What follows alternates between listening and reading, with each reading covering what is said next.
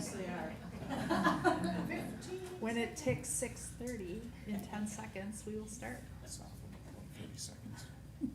It's up to her. Is the clock fixed outside yet? Yeah. Okay. The official time of Carver. Thank you, everyone, for joining. I will call the meeting to order.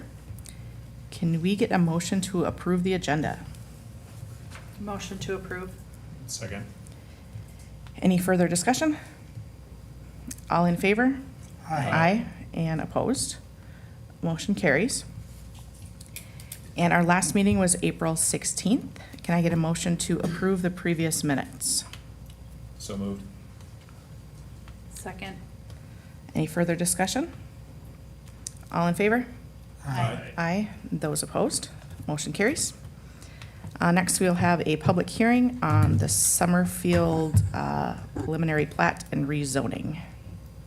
Thank you. So we have two agenda items tonight. Like the Chair and Planning Commission just said, we'll do Summerfield first, so that does include a public hearing. So we'll give some information. There will be time for public to come and join us at the table. I ask when you join us to give comment that the green light is on that microphone, just so we can pick it up for folks that might be watching at home. And then after the Summerfield applications, you're welcome to stay if you would like, but you do not have to. We do have a second agenda item. We have kind of a wonky lot combination, lot split on 6th Street. So moving into Summerfield, which is why I suspect many of you are in the room tonight, we're looking for a recommendation from the Planning Commission on preliminary plat and rezoning. Anytime property is annexed into the city, the default zoning is agriculture, so this is not uncommon or unique to this property. Anything that comes in, it's agriculture, with the anticipation that there will be a rezoning that takes place when development is contemplated. So that's tonight for the Summerfield project. The request for rezoning is to go to R2, or residential 2, with a planned residential development, or a PRD overlay. I'll explain the variations to the R2 district that they're looking for with that PRD approval. So how this meeting is going to work, I'm going to do a staff presentation. I'll ask Casey, maybe Ryan, to come up. We'll have some dialogue with just the Planning Commission. So if you have questions specifically for me or for the developer, we'll work through those first. We'll then do the public hearing. You'll close the public hearing. You can have some additional discussion. And then again, looking for recommendation by the Planning Commission for preliminary plat and rezoning. Some context for where we are so people can get their bearings a little bit if this is their first time looking at the project. The general project area for phase 1 is circled in blue on the map right now. So a couple markers that are on the map are Carver Elementary and Creekside Park. A lot of folks refer to this intersection as when you split to go to Jordan. So if you've been out there lately, you've seen the Summergate trailer that has been there. That's the general project area. And then on the right is the city's comprehensive plan, which will be an important part of tonight's discussion as we talk about rezoning, densities, and the platting for the property. Some details, things that we've been working on a little bit behind the scenes. The Planning Commission reviewed concept plan at your March 20th, 2025 meeting, so it's been a little bit since we've seen that full-blown project. The project was recently annexed into city limits, which is an action by the township and the city council. Again, that default zoning to ag is not uncommon to this property. The thing that has taken a lot of time is the alternate urban area review, or the AUAR process, which got completed on Monday by the city council. They did their final review. We held a neighborhood meeting on June 4th, so just a couple weeks ago, knowing that folks probably had really specific questions about their property in relationship to the project specifically. So we had a really great crowd come in.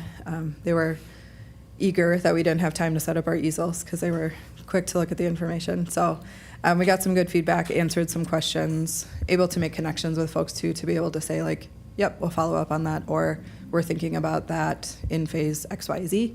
So I suspect some folks from the neighborhood meeting might also join us for the public hearing, which is great. And then something else to note is that this is a phase project. So you probably have heard through the Carver grapevine that this project is coming in. It's 2,500 units and it's all going to happen tomorrow. At the end of the day, it could be that size, but it will be several years. So we'll move through the project phased. So tonight we're just reviewing phase 1 of that project. We do anticipate many more phases to come through the final plat process, moving through for the next several years. A little bit of detail about the AUAR. It's not something that the Planning Commission reviews, but I think it's something that's important to know that we worked on it, that the work was complete. It took us about 14-ish months from start to finish. It was Bolton and Mink, the city's engineer, and then Westwood, Summergate's engineer, working together on the plan to develop the AUAR. Turned out to be about 1,200 pages in total, so it was a behemoth of a document.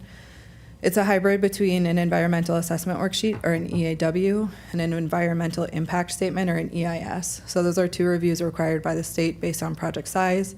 The AUAR kind of threads the needle between the two, that it's a little bit more flexible and that it's more of a living document. But the AUAR is the cumulative impact of development scenarios. So you go from a range of what happens if nothing gets built on this property to what happens if the most intense things happen on the property. So you look at that as a range.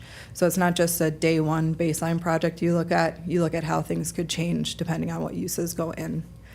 So some topics that were looked at: land use, geology, water resources, traffic, wildlife, visual impact, air, greenhouse gases, noise. So it really ran a large scale of environmental review that happened with this project.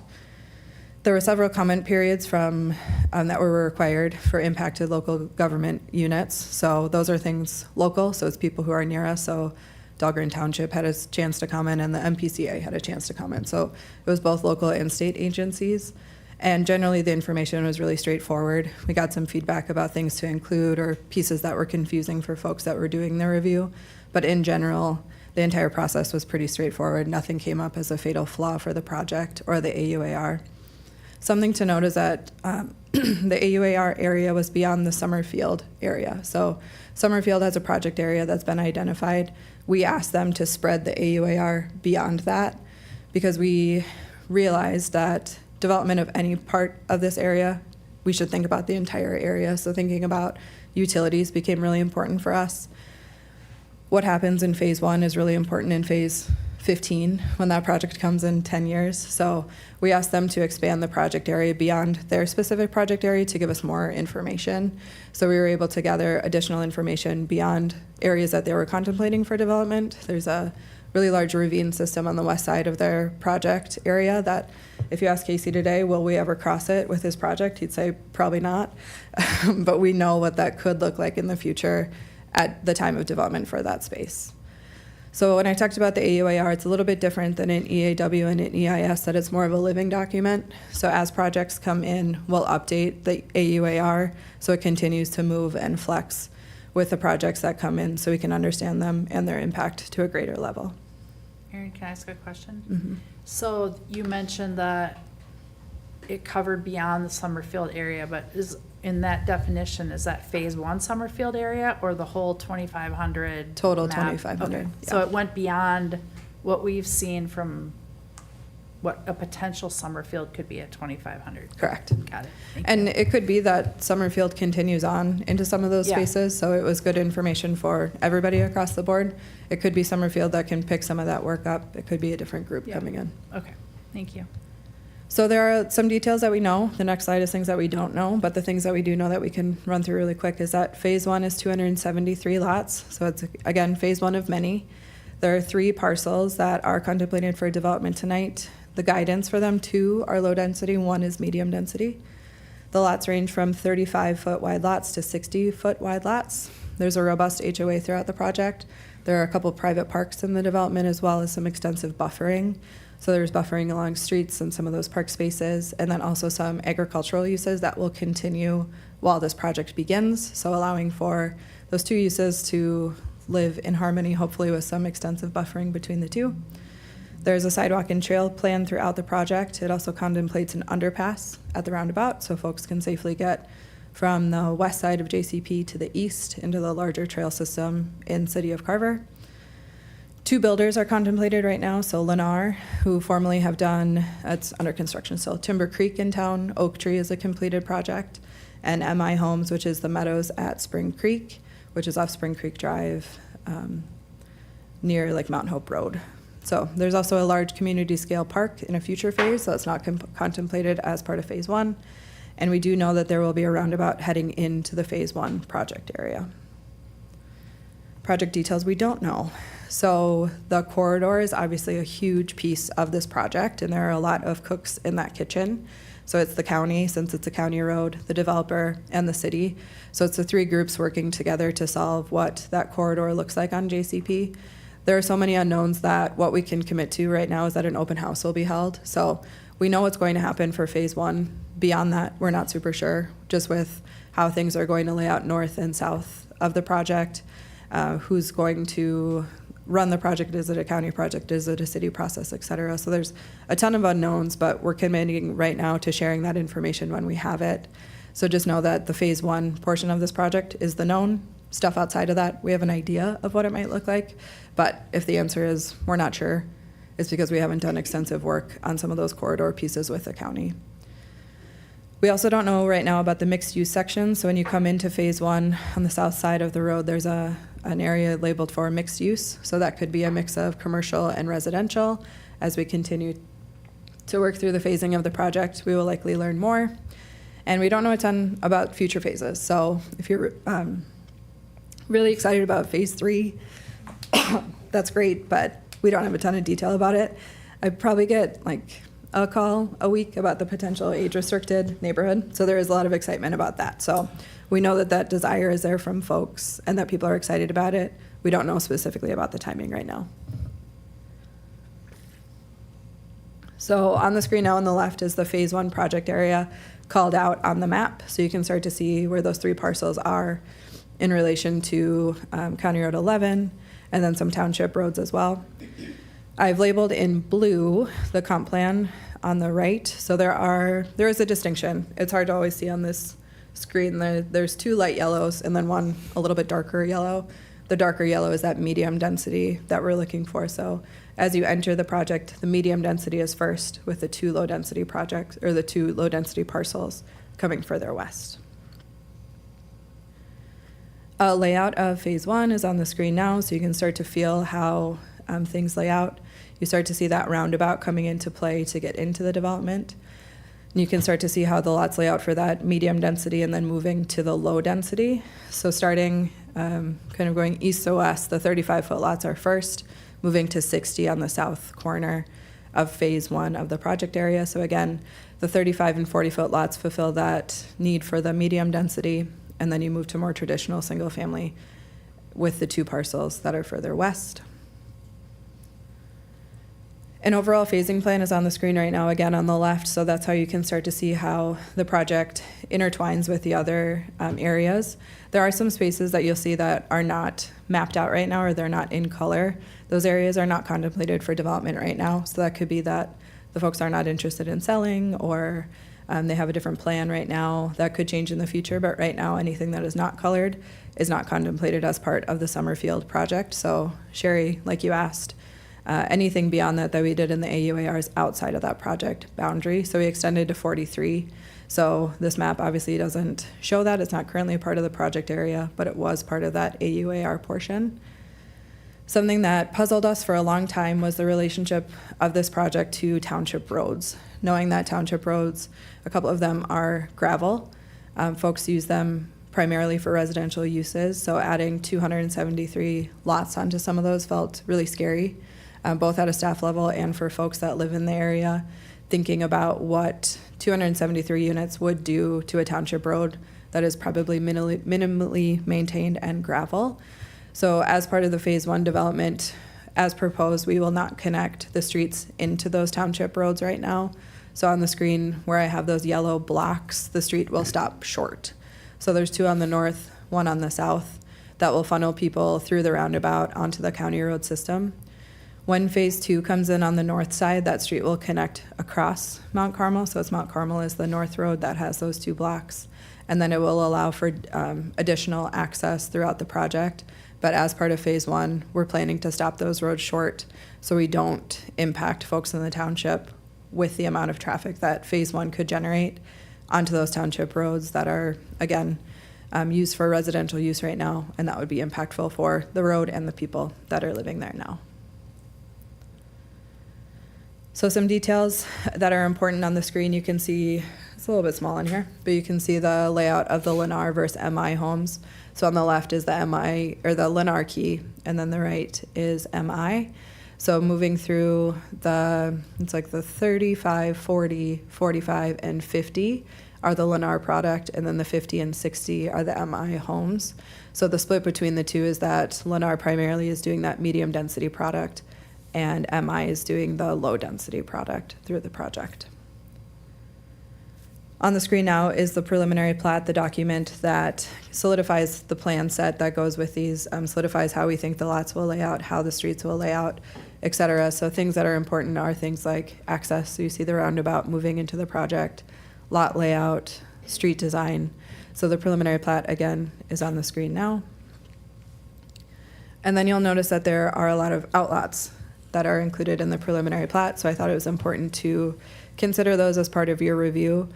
So like I mentioned, there's pretty extensive buffering throughout the project. So Outlot A, which is the furthest west beyond that development road, is a farmland buffer. So the property owner west will plan to continue to farm and use that property as is for the time being. So there will be buffering in Outlot A for that user and also the new users that come into the Summerfield project.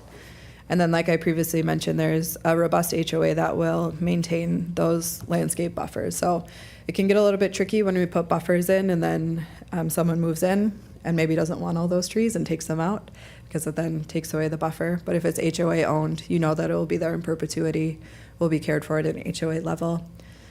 And then there are also two private parks that are included in the project. So we'll get into some detail about those too as we continue through the discussion. But the outlots are a little atypical for what we typically see. Absolutely an option. The landscape buffering, I think, is important. So I think that's a way that we can maintain that landscape to be true for all folks moving forward. So like I mentioned previously, that PRD, why they're requesting it, the changes that they're looking for. So on the top is the R2 zoning district. So if the project came in with straight R2 zoning, these would be the requirements they would need to meet. And then the PUD standard is on the bottom. So for the R2 zoning district, the minimum lot area is 7,000 square feet. The 35-foot single-family lots come in at about 4,200 square feet, the average being 4,700 square feet. So that's obviously a deviation from the R2 minimum lot area. Lot width is another one. Obviously, the zoning code calls for 60 feet. These run from 35 to 60. Front yard setback stays the same at 25 feet. And then they're requesting a side yard setback reduction from 7.5 to 5 feet. And then rear yard is consistent with 20 feet. So those are the details of that PRD that they're requesting as part of the rezoning request. So the R2 PRD details are on the screen now. So thinking through the comp plan and how those properties are guided, low density residential calls for 3 to 5 units per acre. So you can see for the low density that's included in the preliminary plat and the development data, it falls at 3.92? Okay, thanks for the confirmation. And then the medium density, which is where those 35, 40-foot lots needs to be between 5 and 12 units per acre, and that hits at 5.45 units. So consistent with the comp plan with those residential densities throughout the project. A few things to note related to trail. Again, I mentioned the roundabout with the underpass. So understanding that there is going to be a high concentration of folks on the west side of JCP trying to get across the street safely. So a roundabout underpass feels the most appropriate in this location. We ran through probably every option of which direction that underpass could go. For a while, we thought diagonally was the right answer. So we worked really hard to figure out how we thought folks would move and how it would be most effective to get people from the west side to the east side of JCP, then into our system along the county road, which obviously opens up greater into the full system of the city. And then something else to note is just an enhanced pedestrian crossing that happens pretty early in the development with sidewalk or trail on both sides in the future, so folks can move also through the development that way, especially if there is that future mixed use space. So if there is some commercial user, like a quick coffee shop or a gas station that folks are trying to get to, they would have pedestrian access to get there as well. Landscape is on the screen now. So something that's a little bit different than typical for us is that there aren't a lot of trees on this property right now, which makes it a little bit easier for the landscape document. We typically are battling back, trying to figure out where more trees can go. That's not the case here. With the amount of trees that are on the property, but then the proposed buffering, the landscape shakes to work out for just the landscape plan with some pretty extensive tree plantings. So an example of that buffering, so on the north side of the screen is that main corridor, the collector street that will go east to west, and then you can see the buffering that will happen directly south of that between the lots and then that collector level street. So thinking about that street, when it comes in, it will act very similarly to Monroe Drive. So if you think about what that feels like, the amount of traffic, how you interface with that street, it'll be really similar. So will not feel like a highway by any means, but it will carry quite a bit of traffic. So folks having that buffer will be helpful for their backyards. And then you can see plantings throughout the development as well on each lot.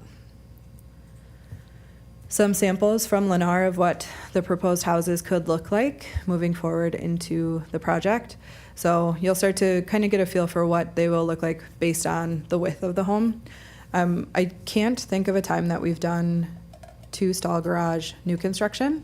So this will be a different product that is offered in Lennar. I'm trying to think of where, like, I don't know if we've done a new construction without the option of a 3rd stall. Okay, that's for me to think about later. But bringing a different product line to the community with that 2-stall. And then a range of what the homes could look like. So on the left is the smallest unit at 1,200-ish square feet, the largest at about 2,200. So many of them are proposed as slab-on-grade homes. So if you think about the homes that are in the meadows where folks are on one level, can be a zero entry access. So to allow people to age in their home, have a slab-on-grade 1-level home would be an option here in Summerfield. And then a more traditional 2-story home is on the right. So offerings both by Lennar here. And then an idea of what some of the MI homes could look like as well. So that wraps up my portion of the presentation. Casey, do you want to come up and join us for the discussion?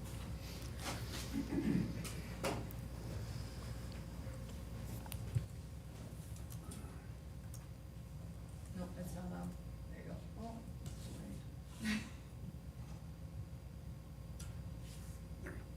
go. Good evening. I'm Casey Walschlager with Summergate Development.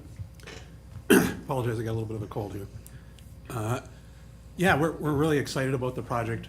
One of the things that she touched on a little bit is the biggest change is that under the original concept, we had actual townhomes in that first phase, or on the far east side of the first phase. And what we did was, as we were working with a lot of the builders, we kind of discovered that townhomes themselves are, I don't want to call them dinosaurs now, but they're kind of moving that way a little bit. And so what Lennar did, if we kind of went back to their product types, is they basically took a townhome product, so that might be a 4-unit, 6-unit building, and they broke it out into smaller pieces. That's why you see the 2-car garages, because it's essentially the townhome unit still, but on an individual lot. So now people can come in and get a home, have their own little lot, have their own little thing, and basically kind of get in a townhome still. And that's why we had to deviate so much from the standard zoning classification, is to accommodate really detached townhomes, even though they're individual lots. And one of the biggest reasons for the detachment of the townhomes is there's been a change over the last 7 or 8 years with HOAs. And the biggest change is insurance. So if you live in a townhome association, especially a multi-unit type townhome, they probably, anybody who lives in them could probably tell you that their association dues keep going up dramatically, and they're not getting any different services. They're not getting better shoveling or grass or whatever. They're just paying for insurance. So the insurance industry has consolidated from, like 50 companies that insure townhomes down to a much smaller handful of companies that will insure townhomes. And if you can imagine, less people providing means the cost goes up. And the biggest problem is on a 6 or 8 unit building, you get a storm damage, you replace part of the roof, you replace the whole roof. Like, at least we ought to hope that if it was our own house, but with the association stuff, that's generally what happens. Then the cost now for insurance claims goes up dramatically, because 6 years later you can't match the siding, so you replace siding on the whole building, and it just kind of snowballs. So the insurance industry is actually pushing part of this, is people trying to find a way to still keep the price down. So when we talk about affordability, when you go to apply for a mortgage, it happens in a couple numbers that they include. They include not only just your mortgage payment, but they include your association dues. So if you can take the association dues number out of the equation, because these won't be part of they'll be part of a master association, paying a nominal fee yearly just for those common areas that she was talking about. But the home itself doesn't have coverage through the association, so that gets peeled out, so that, which is quickly escalating to $300 to $400 a month, goes away, and that adds to the affordability of the home. So most of these homes might be similarly priced to a townhome, and then you don't have that 400, so more people can afford to buy the home. And that's the whole goal of this kind of project.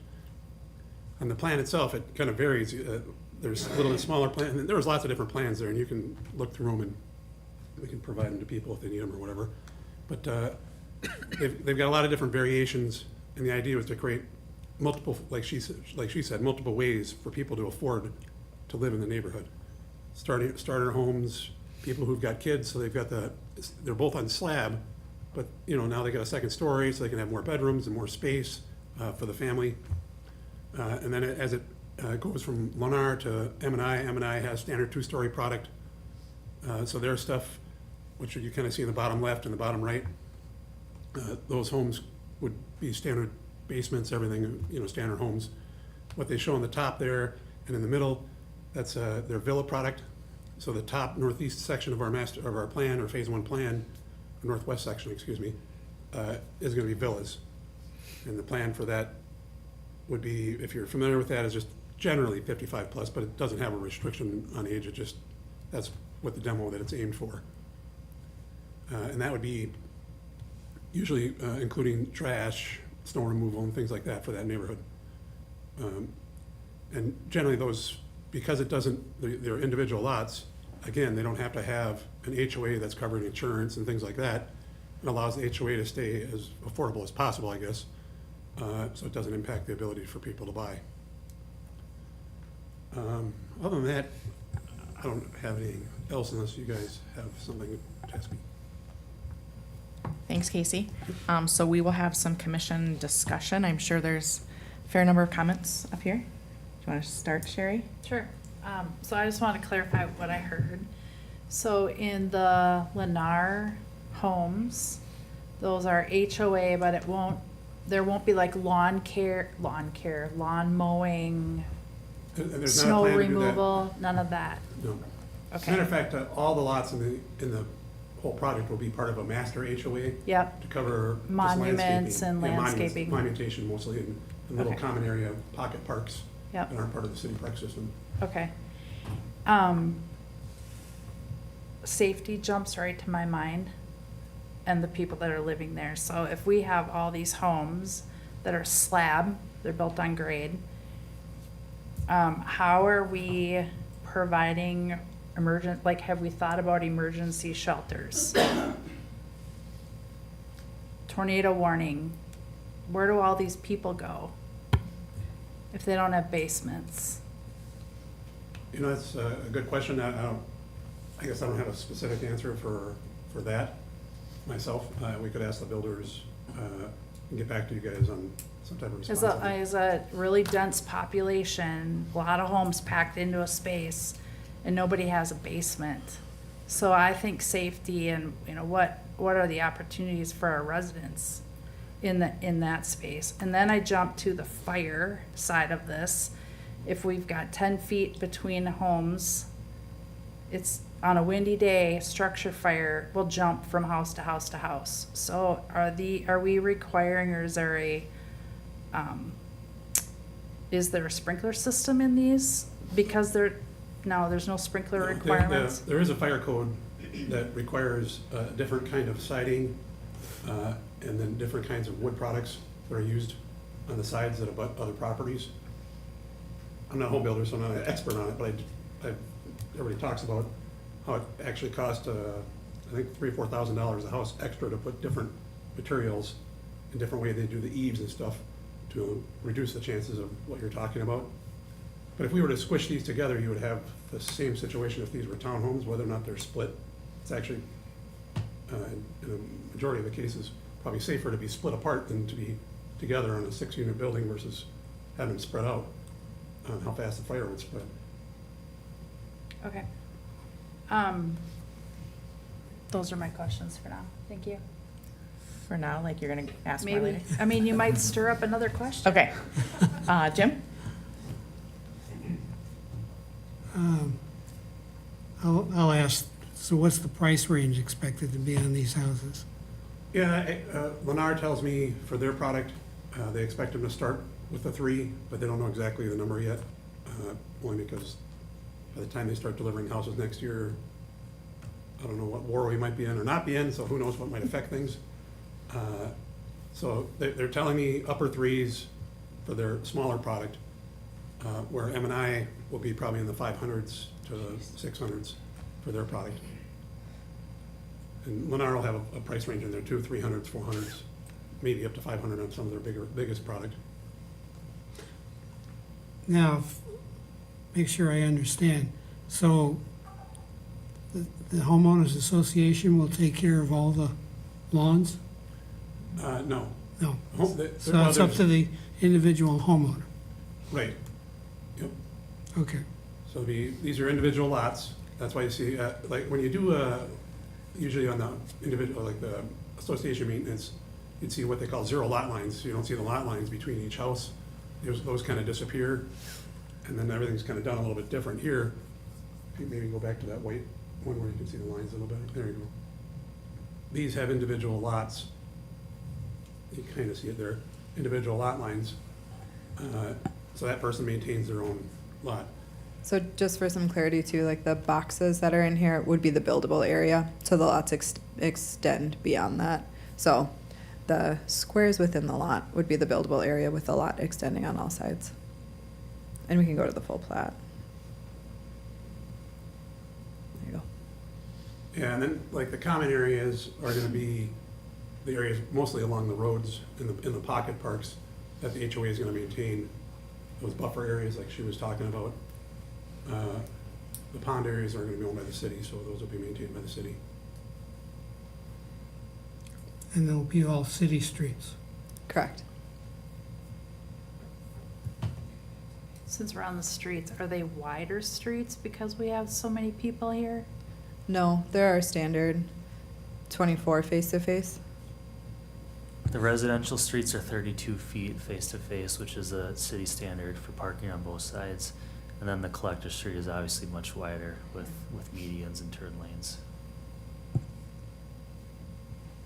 And of course, the fire engines will be. Well, you Zoom put a in. fire engine in there and nobody's getting around. Anything else, Jim? No, Okay, I got some doozies today. So have we ever had any other setbacks that are 7.5 feet? Side yard? 5 or 7.5. Oh, 5, I guess. Yes, several. Okay. Oak Tree, the villas by Lennar, Meadows at Spring Creek, which is the MI product. Brookview is at 5. River Bluff Estates is at 5. So yes. Yes. Okay.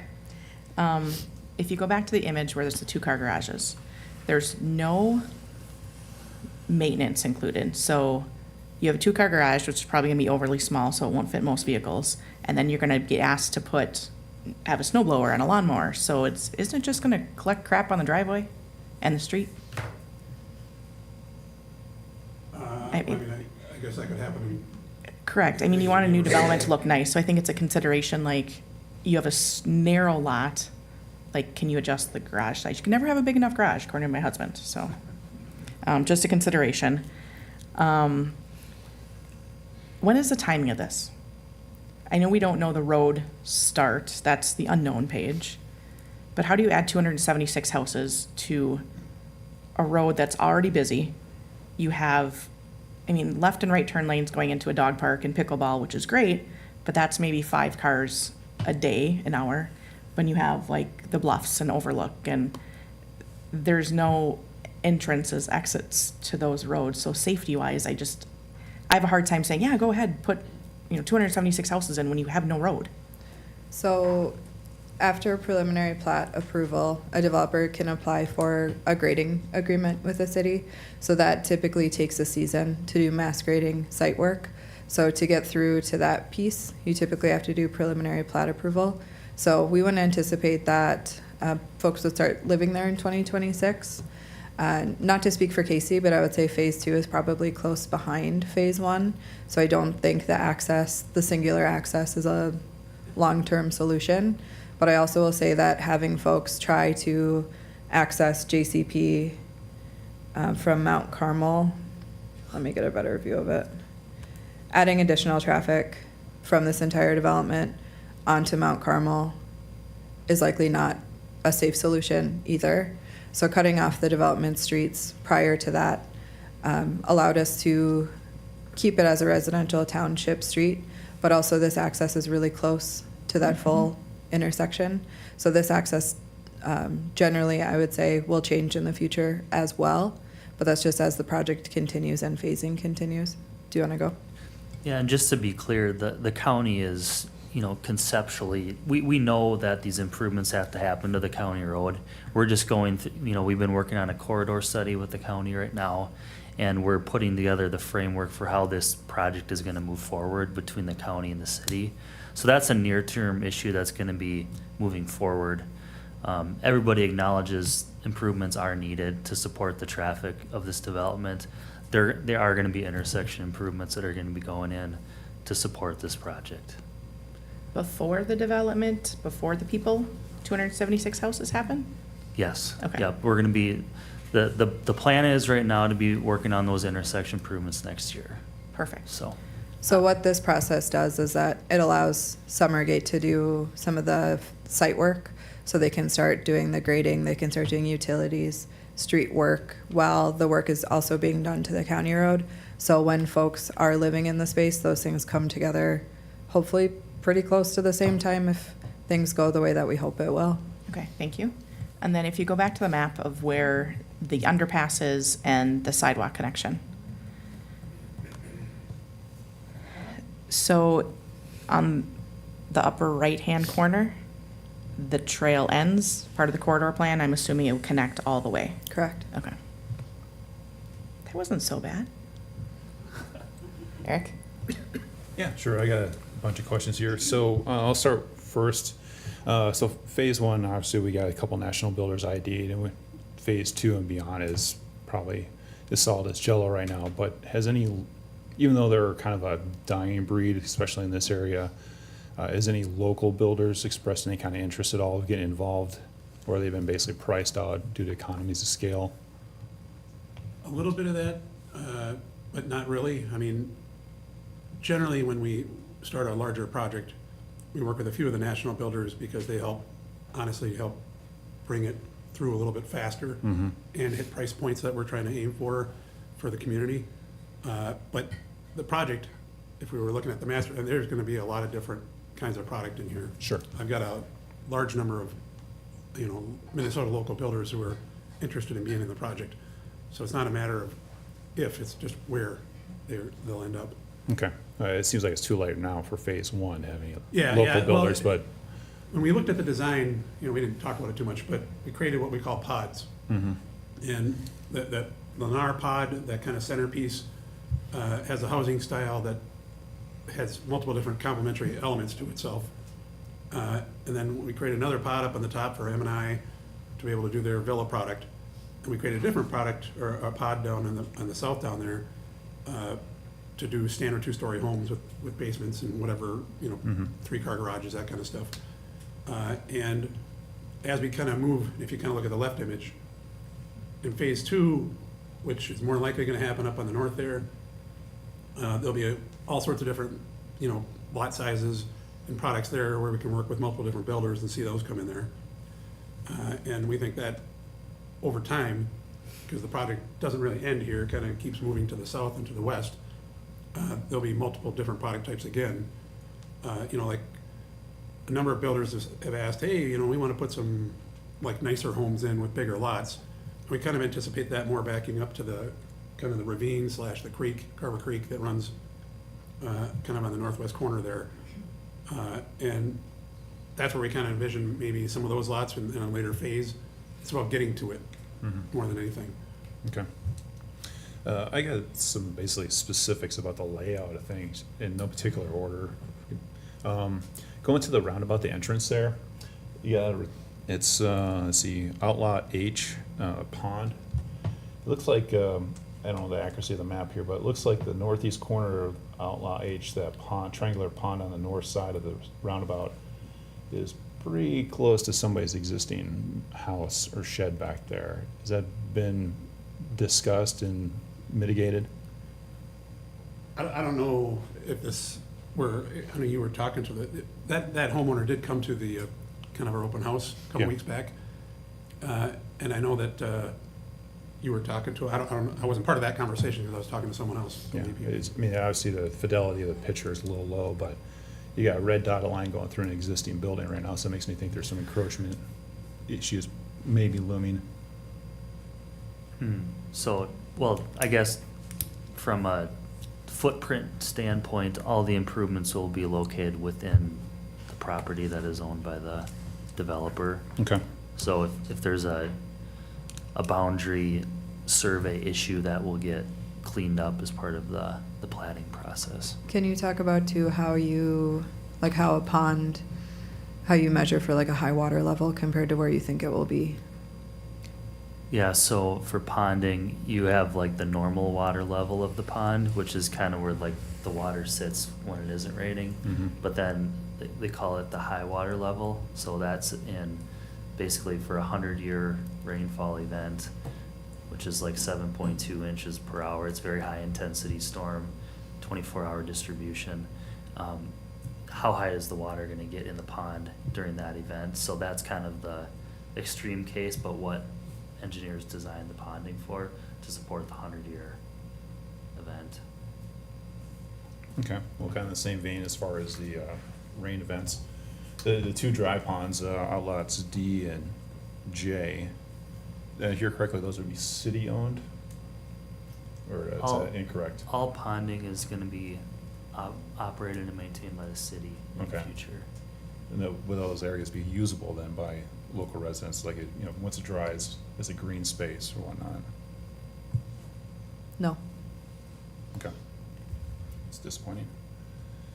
Could I add a little to that? Sure, Part please. of the reason, and he could probably elaborate, but part of the reason you don't want people actually doing things on the dry ponds, or any of the ponds really, is that the ponds are usually lined with materials that help them either infiltrate water into the ground Mhm. or hold water. And if people are out running around down there, they could damage that and then damage the functionality of the pond. Even though I've seen people do what you're talking about, so I guess I couldn't say kids wouldn't run around down there. But usually when people start doing stuff on there, then they're building ramps, they're doing all sorts of different stuff. And then it probably creates even a liability issue for, in this case, maybe the city. Yeah, I was just curious what the envision was, living in Phoenix and also in Tucson, they have wash gullies and whatnot that, Yep. they're usable for when you get the monsoons rolling through in the summer and it flood out, but when it dried out, they're encouraged to be used, they had walking paths and stuff and Yep. benches and all that kind of, so it's still kind of dual use. I was curious if that was maybe a possibility in this division. A little bit different soil types here than Mhm. there, but I've done some projects there, so I'm kind of more familiar with what you're talking about. But Yeah. I think it more has to do with how easy they can be damaged than Okay. anything. Okay. I do like the idea of having a couple of privately owned pocket parks. That's nice to have some green space out there and also not another infrastructure bill for the city to pay. I have some density questions, so I don't know. What are we sitting at now currently with as-built and approved projects as far as citywide density metrics? I don't know the number off the top of my head, but we're in compliance with our comp plan. Okay, so since we're talking generalities, with the layout as is right now, does this increase our density or lower the city's density numbers? So the density is based on our future land use map, and Mhm. we have these guided, the first property is guided medium, which these lots hit, Sure. and the two adjacent hit low. So it's in compliance with our future land use map. Sure, I'm just wondering, are we more dense than we need to be at this point? That would be a much larger conversation if you wanted to change the comp plan. we've had this property guided as medium density since the update that happened in 2018. The overall density for the community with the next plan has to be 3.5. Our overall plan right now sits about there. So if we change nothing about our future land use map, it typically would work. But we do have some pockets that are medium and high density that would need to be considered as we move through. So if you wanted to change this to low, we would have to balance it elsewhere. Well, it's not the venue really changed. I'm just curious where the needle moves of this project as far as density numbers. We don't. It doesn't. Okay. Those are my questions. When you talk about this project, we talking about this project of 240 homes or 270? Phase one. 273. Not the 2,500? So it's a parcel by parcel basis of how we have it guided. So the first parcel needs to hit medium between 5 to 12. This is at about 5.5, 5.42, I think. So that checks out for this parcel. So I wouldn't think about it like project-wide because it will change so drastically. It's, I think, a clearer comparison if you go parcel by parcel, how you have it guided and how it's developing. Thank you. Scott, any questions? Yeah, I do. So Erin and Casey, thank you for the information. I guess it's nice to go last because like over half my questions been answered, so thank you. First one for Erin. Was it AEUR? AUAR. Okay, sorry. Is that publicly available? Yes, it's on the city website. Okay, all right. 1,200 pages of it. Yeah, I know. Yeah, The World Cup. bedtime. A couple questions I have. So I like the pocket parks, but I'm concerned that, this is phase one, and then if future phases are delayed for any reason, that the citizens here aren't going to have access to much of a larger park that might be envisioned in the future phases. There's just one pocket park in this? Two. There's two? So there's one here Okay. and then here. And then there's that trail system between the two. But the future phases are envisioned to have some larger parks in them? Yes, so in the Parks Master Plan, we contemplate like a 30-plus acre park that could fall in phase 2 or 3 potentially, so it's just south of the phase right now. Okay. And then related to the trail system, would the trail system go in at the same time the development's going in, so these residents have access to like Creek Park and Community Correct. Park and everything? Yep. Okay, so that would be part of the roundabout installation? You got it. Okay. Those are my questions. Anything from you, Lincoln? I have one more. I'm sorry. That's gonna happen when you let me go first. So I'm looking at, how do you even explain this? The south side in the 60 square foot. Yep. In this loop, this graphic is different than the black and white one.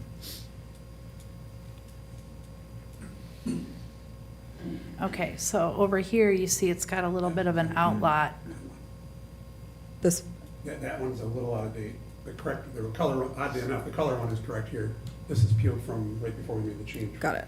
The Okay. engineering staff had us make some edits there to make it get to not that version, Erin, but that This one. version. Yes. So the Okay, bump is So gone. for the record, I like that better than what you had on the black and white one. Great. I was very curious of why we had an outlot and we just didn't make it a half cul-de-sac instead of putting something there in the middle. So, okay, It's gone. it's gone. That's magic, perfect. You waved the magic Right. wand. Yeah, oh, and one other, sorry. On the where the tunnel is to go under, Mhm. on the other side of the roundabout, there's like a white line that goes across the road. Is that a crossing spot? Do you want to take it? Which spot are you looking at? Yeah.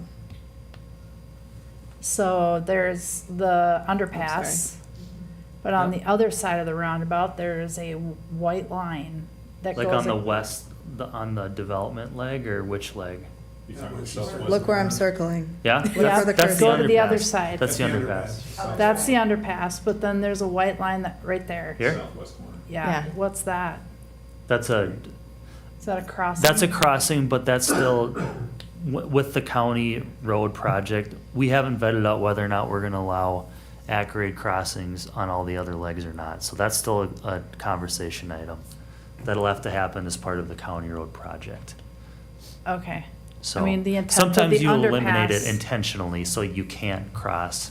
Yeah. So that, it's more of a county policy item that we'll have to figure out with them as we develop the county road project. I mean, we developed the underpass though, so that it was a safe Mm-hmm, way to cross yep. under. But then on the other side of that roundabout, we're gonna let people cross, so it Yeah, doesn't no, seem. comment definitely noted. That's an open comment that has to be resolved.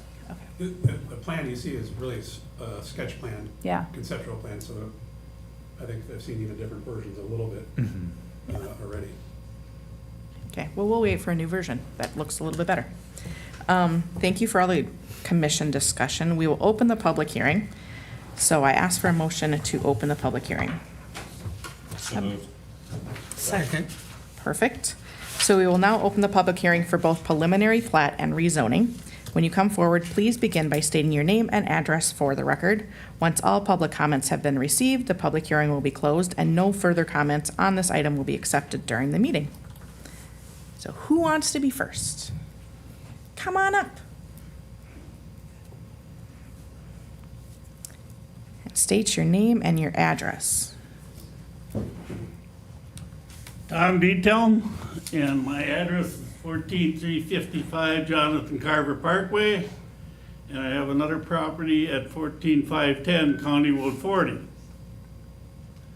And what I'm thinking about here is that land up there, we had 100 inches of snow melt one time, and it's filled in the land, water ran over the road at Mount Hope Road, or at Mount Carmel Road and Jonathan Carver Parkway. Now, I was at the meeting last week, and they said, well, the county is gonna take care of handling that water to get it, the stormwater, because it's gonna get ponded on other people's land. So, I think, my thoughts are, who's paying for this? The developer, or as the county, or as the city, are we picking up? It was just conveniently overlooked, or has it been overlooked to get rid of that water? Because it's not just like sticking a culvert in, because that pond would be about, I'm thinking around 8 feet of water in it. Can you show a visual, Erin, of what location we're looking at? For those that are a little bit geographically challenged. Right, yeah, well, okay, now, right where, we're at the intersection of County Road 40 and Mount Carmel, right there. That water ran over, with 100 inches of snow melt. The water ran over the road. So there's no ponding there That's a dead currently? hole back there. There's no place for it to go. And that's when it was farmland. So now we got a lot more hard surface in there, so there's more of that 100 inches of snow is gonna hit that pond down there. And who pays to get, the other night I was here and they said, well, the county is gonna take care of that, but it was pretty vague when I was asking the question. They were stuttering. Well, I'm gonna tell you I don't know the answer either. Pardon? I'm gonna tell you that I don't know the answer either. Oh. But I don't figure that the developer should pick up the cost on that. So that is Unless correct. you guys are really generous with your money. I have no money and I have no answers, so I have neither for you. But this is an issue there. Yes, we will note And that. retention ponds will hold water until they're full. Up to 100-year Well, capacity. That's what I learned. but when you get that big snow melt and it's more hard surface, it's Nowhere for it to it's an go. issue to be thought about. Yes. Because that water's gotta, it's gotta get out of that low area somehow. So from what I understand, the county will look at that, I'm assuming? We're aware of the issue that he's discussing, so. Okay. And that, Who's the cost of that? Who picks up the cost of that? I don't know If the I, if I answer. can just elaborate, the development is responsible for meeting all watershed rules, which includes rate control and volume control, and that's what the purpose of the ponds are for on the development. So they aren't allowed to discharge more more water to that than what the watershed will allow. So that's the base. Those are the rules for the Carver County Water Management Organization. So those rules will have to be met, just like they have to be met for any other development within the watershed district. And to your question about who's gonna pick up what, I think that one thing that we wanna look at as part of the broader county road project is how can we provide a reliable overflow to that pond? Yeah. That's what I That will mean. get into the county And actually, that- storm systems. That one where the pond is really, his septic system will be in jeopardy when that fills up. And one down right on County, right at that intersection there too, his would be, that system was, would be waterlogged too. So we heard that comment at the neighborhood meeting. I would encourage the planning commission to not engage in dialogue during the public hearing. That's typically a time that you take the comments and we follow up at a staff level. But we heard that comment at the neighborhood meeting. We're working on it with the county. We can't require Summergate to complete improvements outside of their project boundary. Becomes pretty arbitrary at that point to say, Summergate, you're developing a quarter mile south, you have to do some work here. So it'll be included with the city and county corridor study. Perfect, thanks for your help, Erin. Any other comments that you would like us to I think hear? it should be some serious thought put to it. Any other comments, anyone? Come on up. That's all I have. State your name and your address. I think it's appropriate that, my name's Dean Stewie. I'm at 14270 Jonathan Carver Parkway. I was the person you're questioning. I'm the one right next to that pond. And Tom and I did have a conversation with the engineer. And so I take him at his word that there will be overflow addressed into storm sewers so that water gets, headed in the right direction. On that same topic though, for the record, I want it noted that I guess my preference would be I'd like, if at all possible, a meeting with like myself and someone like yourself and someone with the county to literally walk and I could show you historically what's happened, because I've got the low spot and all the water comes down ultimately into our area and it's washed away behind our garden, and they had to bring soil back and restore the farmer's field and all that kind of stuff. So yeah, I more than share the concern, and yeah, similarly with my septic and everything else. So that I guess I'd like to see that plan before they start moving earth. I mean, to me, that's kind of goes together, a horse before the carriage, or whatever the saying is, the cart before the horse. That I think there should be a thoughtful, make sure that this is addressed before, we get too far ahead of ourselves, if that makes sense.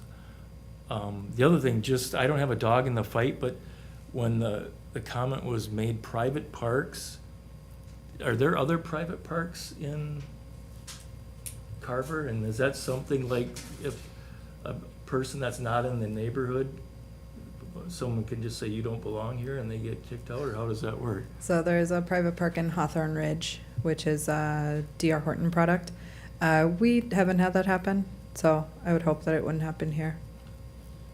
I trust it's a hope, but I mean, as a practical matter, is someone, can they say you're not from this neighborhood, you need to leave? Is that literally how it works? It would be privately owned property by the HOA, so that could happen. Okay, I guess that's, It's a private park up in Bluff Creek. the Bluffs too. okay.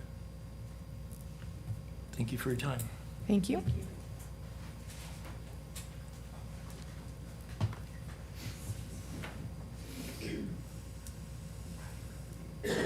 I'm Mike Lawagi, and I live at 5516 Maplewood Road. And the water is an issue on our side of the property as well. I've had snow melt and rain and basement floods and all kinds of stuff that come out of that field. I built a big berm along the side to stop it. I just want to make sure that we're not getting any extra out of that. Thank you.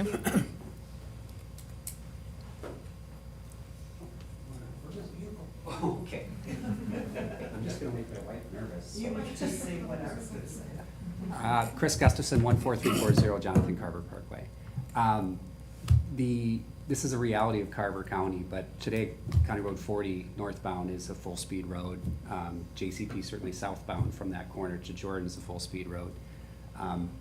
What the traffic study probably doesn't show is the dump trucks and the belly dumpers that run those roads, and they run at high speed today.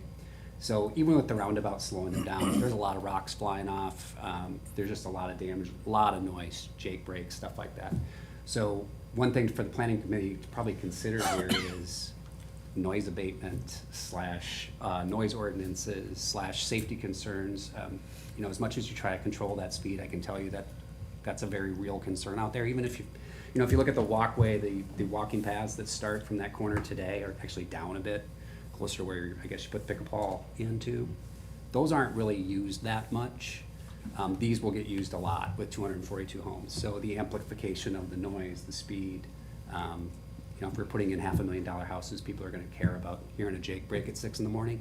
So that's something worth considering. That can get added to the county discussion. I think we have an ordinance for it in city limits, so as we continue to annex property south becomes part of city limits, our ordinances come into play.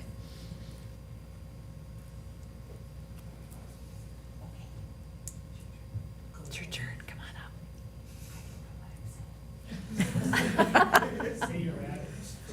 Yeah. Your name and your address, social security My number, name is banking Marie information, anything you want to Winhorst. share. I do know that. 5995 Mount Carmel Road. I have a couple questions. With this development going on, are they using Mount Carmel Road at all to get into it, to build and develop that phase? They are. Okay. That was me shaking my head that I understood what you were asking. No, they are not. They are not? No. Oh, okay, good. There's less dust raised then, at that point. I paid Dahlgren taxes and I paid Carver County taxes. I only get service from Dahlgren on our road, plowing service. So, and I have no children. I mean, I am not against education. I think it's great. But what kind of impact is that going to make on the people that are paying dual taxes with this development? Do you have any idea? Probably not, right? What would be the dual? That there's more services being provided within that development as far as plowing, taking care of the roads, whatever Jonathan Parkway needs. We get taxed for all of that. Even though we don't have it, we get taxed for the plowing, we get taxed for the schools, we get taxed By the county. by the county. I see. Carver County, but we also get taxed by Dahlgren. So my concern is how much more are my taxes gonna go up in some ways, besides the traffic issue and losing the farmland? I don't You know don't the have answer any to that, idea. but these folks are coming into the city, so it'll be city services. So plowing will be completed by the city Okay, within the but- development. Yeah, but that's Carver County, the city services, No, isn't it? no. They're two different things? Correct. Why do I pay for plowing the streets? I'll have to look at. Well, if you pay Carver County as part of your taxes, you don't pay the city of Carver. So this project boundary is now within the city of Carver, so they'll pay Carver County, Carver City, not Dahlgren Township. Okay, great, good to know. I think that's it. Okay. Thank you very much. Yeah. Thank you. Okay, goodbye. Anyone else? I got, oh, go ahead. Come on back. Also, if you want to make additional comment, I'll ask you to come to the table. Russ Dunker, 5985 Mount Carmel Road. I push all my snow towards her. I have, I'm sandwiched between Steve Wellens and Larry Wellens. Are you over here? Yeah, I'm Off like, this map? I'm to the left. So Here-ish? Where are you? Well, if you go to put your cursor up to the other one, Uh-huh. because I can't see that there. Okay, well. Can you see my cursor here? Yeah. Oh, sorry. So, I'm over here. So just, Not even close, Erin. so. I'm on the yeah. other map for the record. I'm using the other map. But, I'm old and I can't see. So anyway, my question simply is this, is I have a extreme special needs child. He's 21 and he's got like a 2-year-old brain. And we walk that road every day to get him out. So I understand in phase 1, nothing is gonna be there, but in phase 2, is there gonna be a sidewalk and tar all the way so we can keep walking on the road? Because we're kind of pinned in the back there. So the north-south streets will connect, but there Okay. will not be a continuation west contemplated right now. Right, but I mean, once you get to like your yellow blocked off area, is that gonna be tar? Yes, Okay, is there gonna be a sidewalk? yes. Okay, that's kind of was my main concern, is just that we'd still be able to go down there without getting run over. Okay, so thank you, and if you've got extra tar, you can. Keep going. Yeah, any extra goods are. We'll take the tar. Yeah. So yes on tar, no on water. Any other further public comments? I got one, it's not Okay. really don't pertain. Come on up. You've got that site you bought, that 27 acres for the new municipal building or street maintenance people on Jonathan Carver Parkway. I was wondering, how do you people plan on servicing the sewer for that? That's little- not applicable to this Yeah, application. little off subject, so we will follow up with you at a, All right, well, I just was kind of curious how that's gonna work out. That one that walked past your house. Casey, come on. Yeah. Jeff, Okay. did you want to come up? I will.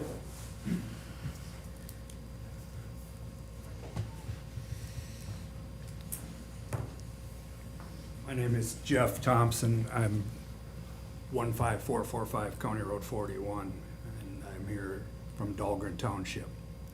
So my comments are more concerning the Mount Carmel neighborhood.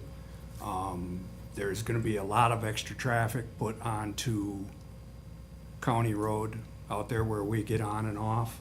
I know I was at the county meeting, they were talking about a couple different ways. It probably looks like it'd be a right hand out, right hand in to try and alleviate some of the dangers there, if you will.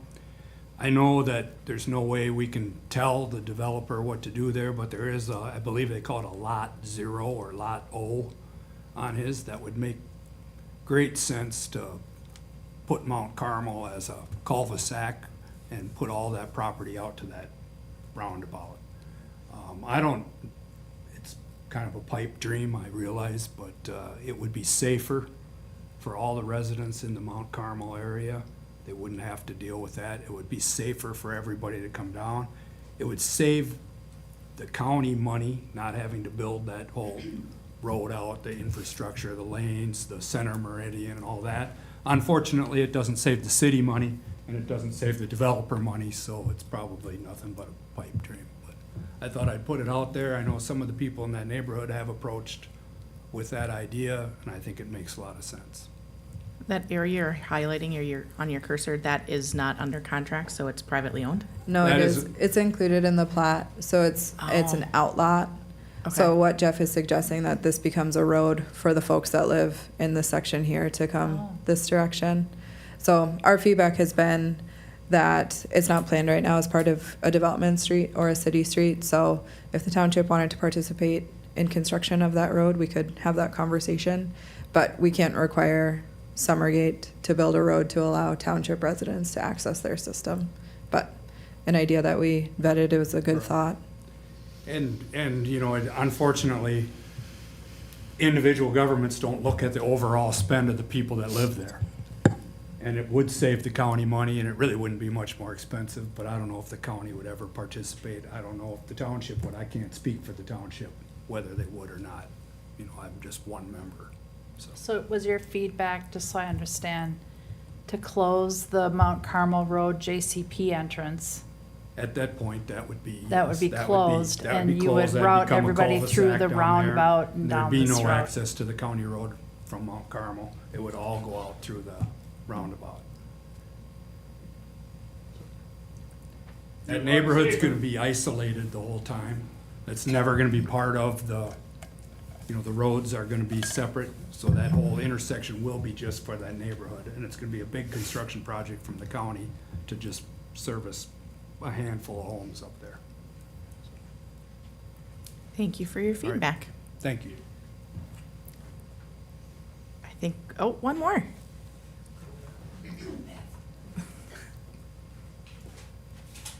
Bev Gafford, 5360 Mount Carmel Road. Seems really considerate to leave us not annexed. What's the long-term possibility of that we will continue to be in Dahlgren Township? So the city has an orderly annexation agreement with the township. You would make an application to the city to be annexed in. So the city doesn't proactively go to township residents and say, it's your turn, just knowing that it's private property. So the change from township to city is pretty drastic though, and things you would need to meet. So thinking to our comp plan, density would have to be met. So you'd have to be at 3 units per acre minimum. So the long-term plan is that we could continue to be Dahlgren? Yes, absolutely. There's no time that we would come to your door and say, you have to come into the city now. So the agreement that we have with the township works really well. We have the agreement allows both groups to review, but typically people don't annex into the city unless they're developing. Okay. So there could be additional draw if you needed utilities or something, like a strange one-off situation, but no, there's not a time that you are required to come in. Continue to keep our septic tanks pumped. Correct, yes. Yes, please. Yes, that is wise advice. So no one's running up to the microphone anymore. So can I get a motion to close the public hearing? Motion to close the public hearing. I will second. Second. So next step is I need a motion to recommend the approval of the preliminary plats and rezoning requested by Summergate for the Summergate Phase 1. I'll move. Thanks, Jim. I will second. Any further discussion? All those in favor? Aye. And those opposed? Motion carries. Thank you, everyone, for attending. If you want to stay, you can, to learn about a lot split. Wow. Good stuff, yeah.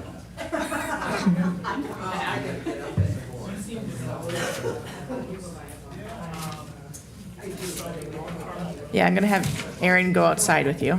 You know, the traffic for us is gonna be. Yeah. So, new business, lot split. Okay. Erin will present. I will. Go ahead, 50 slides. We're getting there. Okay, so the second agenda item is for 112 6th Street West. It's a wonky little property, so it's a lot combination, lot split combination. At this time right now, a project is not contemplated. You previously have seen this project with a variance request to the bluff ordinance that is not contemplated as part of this application. So at the time when a project moves forward, they will need to meet all requirements of the zoning code, or they will have to pursue that variance request through the planning commission and city council. But again, a project is not contemplated with this combination and split. So things that would need to be met, the use, so it's zoned R2, so it's a residential district, so it couldn't become an industrial user or a McDonald's because it's a residential use on that site. If they wanted to change it, it would have to come through this group. If they were looking for a setback change, a bluff ordinance change, they would have to move through the variance process. There's not a public hearing. There was at the previous meeting. We're just looking for recommendation to the city council. I'll do the survey next, but as proposed, both lots do meet the R2 zoning district. So if you're familiar with this site, it's right at the bottom of 6th Street. Formerly was owned by a man named Rocky. And the proposed right now is what it would look like. Yes, Rocky Mahold, thank you. If the split is favorable by the Planning Commission and City Council, creating parcel A and parcel B. So right now it's 3 parcels. So the orange line dashes through where the three are. So it's odd. This likely was platted with the Carver city plat that happened in the 1800s. So it's a little bit of a cleanup process as well to get rid of those three properties that run straight through an existing structure. So some details, parcel A would be. Just makes no sense. What's that? It makes no sense. I know. Look at downtown Carver anytime if you really want to feel wild. Everybody's built on somebody else's Yeah. property down So the Sharing. minimum. Lots of sharing. The minimum lot square footage is 7,000 square feet, so you can see on the screen that parcel A and parcel B both meet that. And then any project that comes forward would need to meet the following information for the R2 zoning district. Parcel B is about 67 square feet wide, so it meets that 60-foot. Front yard setback is 25, side yard 7.5, rear yard 20. But then we also know that there is a bluff setback at play that would also need to be considered at the time of permitting. So it's a little bit of a lot split, a little bit of a lot combination. So you combine the three to split it to two is the application before you tonight. And that jagged line kind of going through the middle is the bluff. This one here? Yeah. Yes. Okay. So it's 25 feet from there, back lot?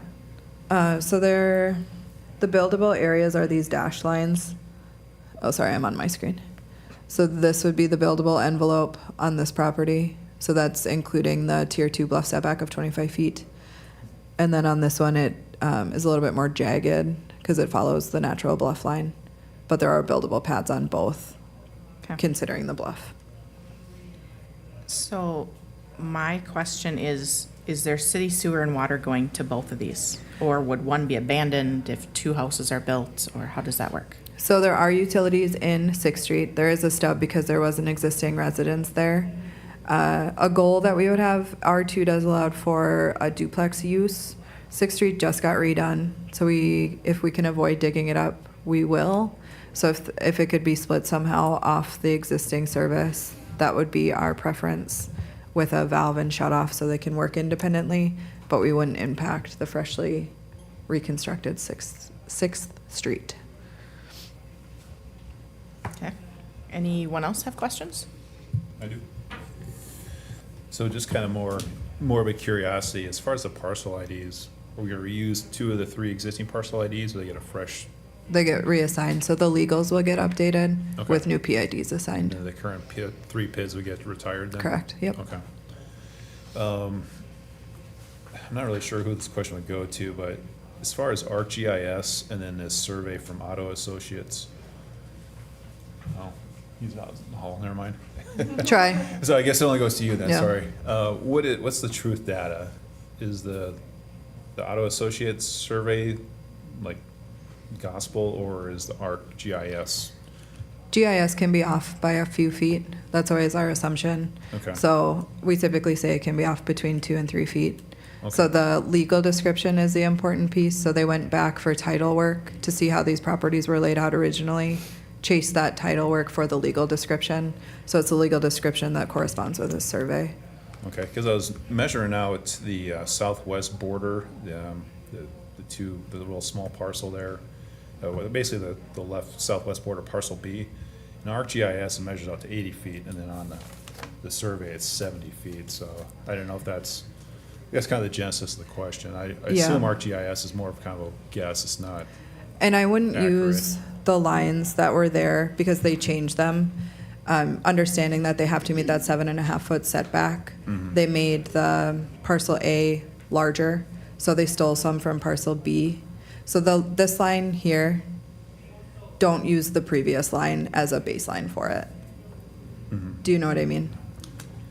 Yeah, so like. So on ArcGIS, you probably used this, which is the existing, oh, sorry, I'm on my screen. This, which is the existing property line.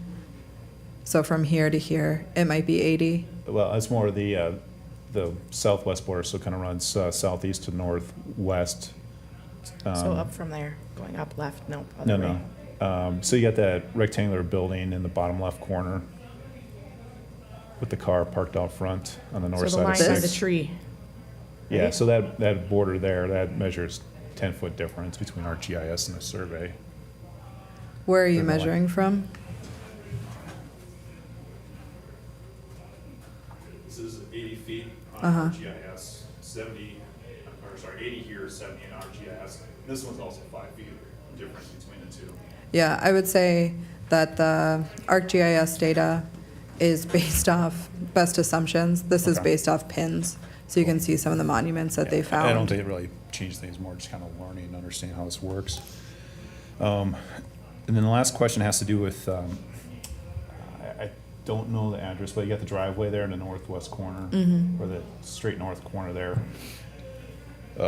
Is there any easement history or variances or any kind of stuff? Because it looks like we're overlapping. So if there's like some previous agreements with the old parcel IDs, do we have to go through another process to update those with the new parcel IDs, or is it carry over, or is there anything to carry over? Yeah, there's not an existing easement that I'm aware of. I would say it maybe was a handshake, wink, wink, but I know the Okay. properties have both changed hands.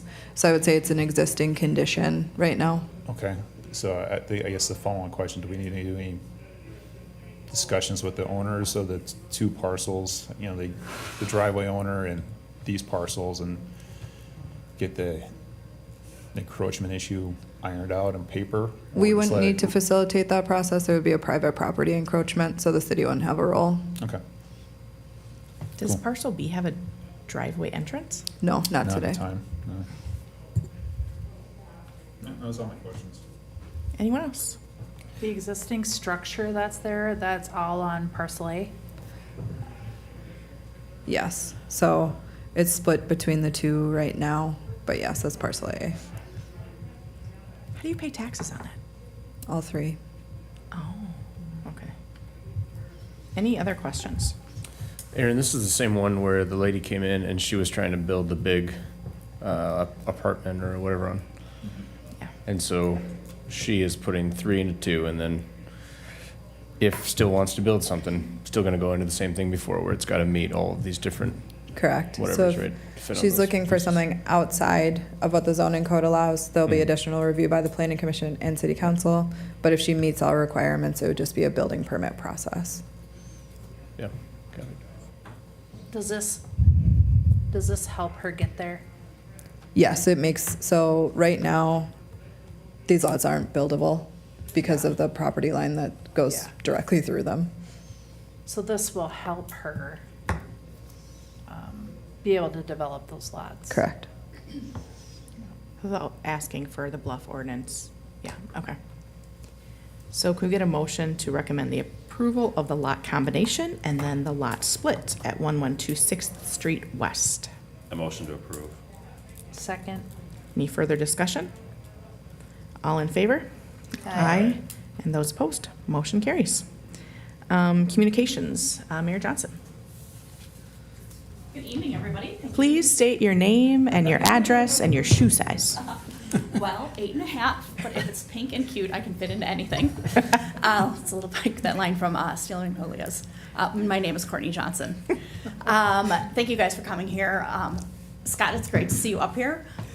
Since you haven't experienced this before, I just try to attend one meeting a year, and I pick it based on my availability and what works. It wasn't that there was necessarily something on the agenda tonight, but it was a good agenda, in my opinion. Just wanted to share a few updates, because I know you guys are always wondering and have questions of me when I come here. So really excited that the levee project that has been working on since Jim Wygand was a child is finally coming to fruition. We are going to be having shovels in the ground this fall, very likely. So there are a few more permitting processes that we're going through, and as long as those stay on track, we will be working on it. This is real. This is really going to happen. We have raised a total, or have found funding partners for $13 million out of what's going to be a rounding up to $16 million project. I think it might be like 15.5. But trying to work through that. We're still working our way through the process for the federal earmarks with Senator Klobuchar and Senator Smith.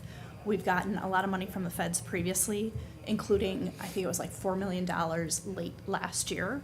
Unfortunately, we got skunked from the state this year, so we didn't receive any money from the bonding bill. But we're, well, I'm surprised you want to come back in here.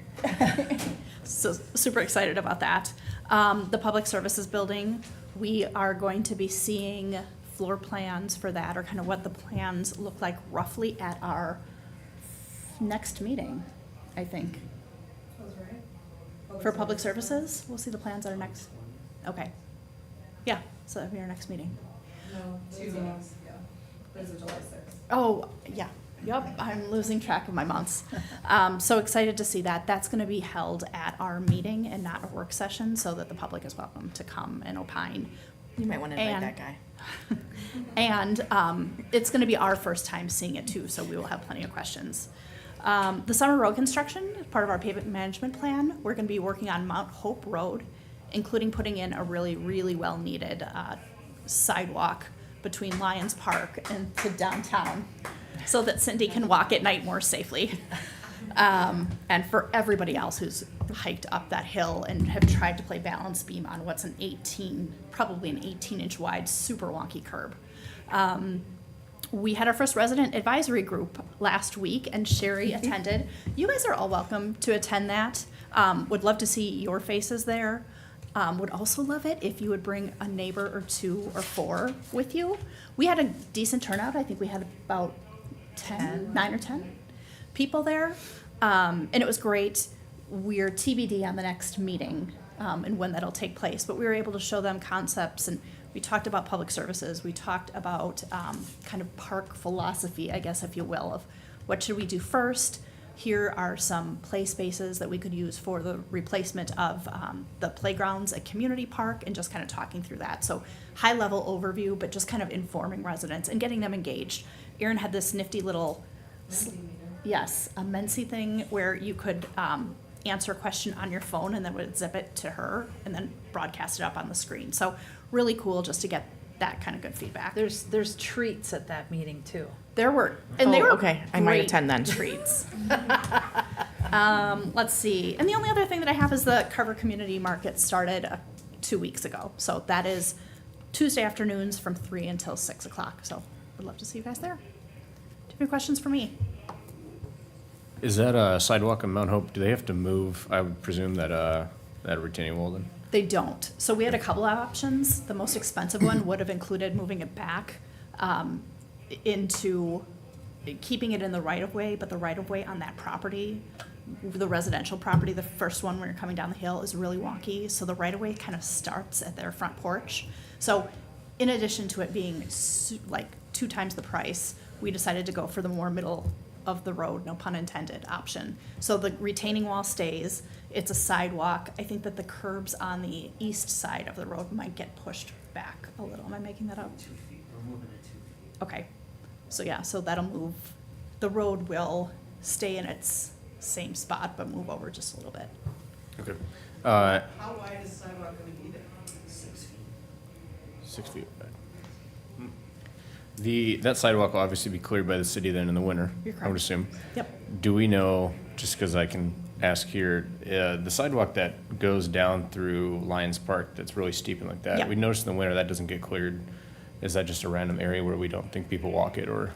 I assume it's a reason. I don't know. I can get back to you unless one of you guys know.